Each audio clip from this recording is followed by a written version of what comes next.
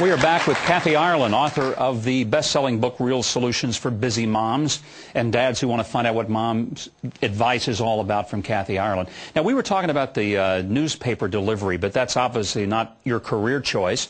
You ended up becoming a supermodel, even as a teenager, and that's a remarkable jump from throwing newspapers at 5 in the morning to walking the runways of Paris. So where did that start? How did you become a model and ultimately probably one of the supermodels of all time, Kathy? Well, you're very kind. I did okay, certainly not that super. It was not my plan, it wasn't my aspiration. I'm grateful. It was a wonderful education, very eye-opening, but I always knew I belonged on the other side of the camera and tried and failed at many businesses before beginning our brand in '93 with a pair of socks. There was an experience during your modeling career. You were in Paris. Your mother had packed a special book for you.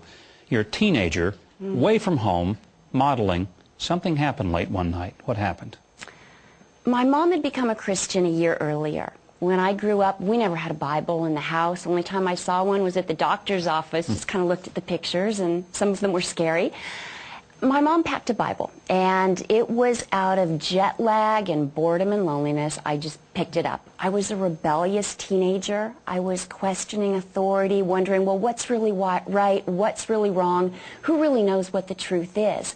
I randomly opened up to the Gospel of Matthew, and as I began reading, I knew that what I had in my hands was the truth, and my life forever changed. I'm a slow learner, and I regret that I remained such a baby Christian for so long. I would pick certain passages I loved, other ones I'd say, no, that must be a typo or something like that. I was trying to mold God into what I wanted him to be, which is so arrogant, instead of submitting myself to him and allowing him to mold me into the person he created me to be. But on a personal level, there's another aspect of your life that I found fascinating, and you're unafraid to talk about it, and I think that's so refreshing in the life of the celebrity who often says, I don't want to get into anything like this. You were once pro-choice, but you became very clearly pro-life. What was the turning point for you? When did the switch click for you that said, this is a human being? When I looked at some medical books and saw the scientific evidence ahead of me. As I mentioned, I was baby Christian for such a long time. Even though I was a Christian, very pro-choice. I always have, and I will continue to fight for women's rights. And so even though maybe I wouldn't have one myself, who am I to impose my beliefs on someone else? It's a woman's body. It's her choice after all. When I really realized that I was on the fence, I dove into the medical books. I dove into the scientific research. What I learned is at the moment of conception, a new life comes into being. The DNA, the genetic blueprint is there. The sex is determined. The blood type is determined. The unique set of fingerprints is there. And I picked up the phone. I called Planned Parenthood. Help me out here. Give me your best arguments. And the best arguments were, well, if you get it, it's just a clump of cells. If you get it early enough, it doesn't even look like a baby. We're clumps of cells. And that unborn human being does not look like a baby the same way a baby does not look like a teenager. A teenager does not look like a senior. But that unborn human being looks exactly the way human beings are supposed to look at that stage of development. And this human life continues to grow and change. Some people say, well, if you get it at a certain stage, it's okay. According to the law of biogenesis, all life comes from pre-existing life, and each species reproduces after its own kind. Therefore, human beings can only reproduce other human beings. So it doesn't start out as one species and suddenly become a human being somewhere along the way. And some people say, well, it's a woman's body. It should be her choice. There's a 50% chance the baby she's carrying is a male child, and he would have a penis. Women don't have penises, so it's residing in her body. It is not a part of her body. And the bottom line is, I really believe if the unborn is not a human being, have as many abortions as you want, whenever you want, no justification is necessary. If, on the other hand, The unborn is a human being. No justification is adequate unless another human life is at risk, that being the mother's. But in that case, you're not acting to kill, you're acting to save a life. And I also believe that when an abortion takes place, there are at least 2 victims. We cannot be condemning women.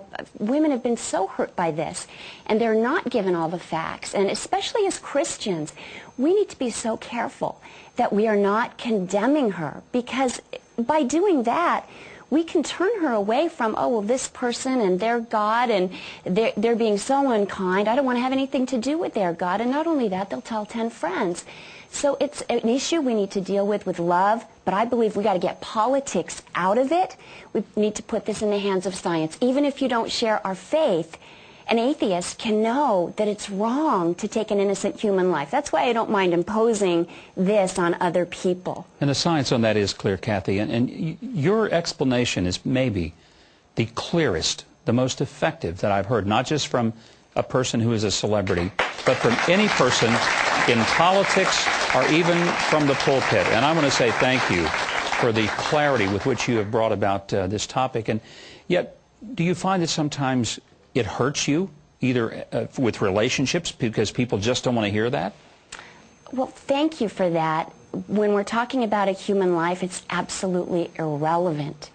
And yes, I mean, it's been interesting on this book tour this week. There's been shows that have canceled me, speeches that have canceled. When my first book, Powerful Inspirations, 8 Lessons That Will Change Your Life, I talk in depth about the life issue and how I came to that. And as people have learned that, it's very interesting. And with my faith, I never, ever want to exploit my faith. However, I'll never be ashamed of it. I mean, it's who I am. It's my foundation, so I can't really have a conversation of real significance without that foundation, without my rock and the anchor to my soul, without him coming up.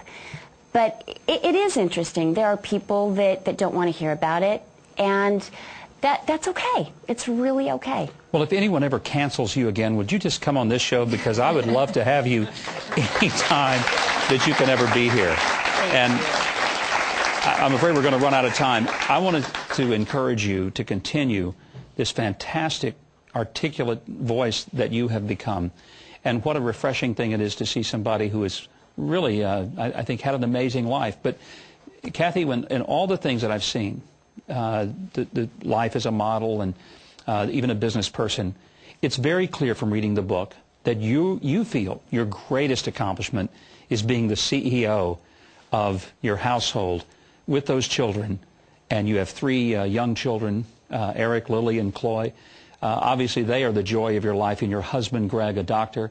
If people don't buy the book for any other reason, the story of his almost drowning is worth the story. And would you come back and tell that sometime? Because that would be worth a whole show. Could you stay with us and be around a little longer today? I would love to. Great. Thank you. We want to keep you here, and I want to say thanks. We're going to have to take a break, and when we come back, more with Kathy Ireland, and we'll also be joined by Father Jonathan Morris. Stay with us.